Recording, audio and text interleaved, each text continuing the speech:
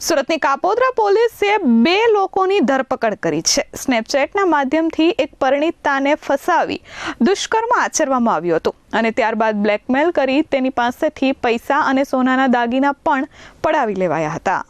સુરતના કાપોદ્રા વિસ્તારમાં સોશિયલ મીડિયાની મિત્રતા બાદ દુષ્કર્મની ઘટના સામે આવી છે. સ્નેપચેટથી પરિણીતા સાથે મિત્રતા કરી બ્લેકમેલ કર્યાનો આક્ષેપ થયો છે. આ દુષ્કર્મ કેસમાં કાપોદ્રા પોલીસે 2 આરોપીઓને ઝડપી પાડ્યા છે. પોલીસે ટોનિશ પડસાડા અને આશિષ વેકરિયાની ધરપકડ કરી છે.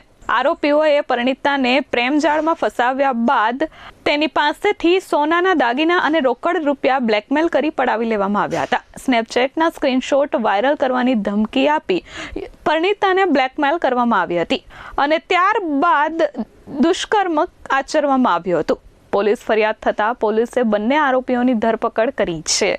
Bureau report S24 news, Surat.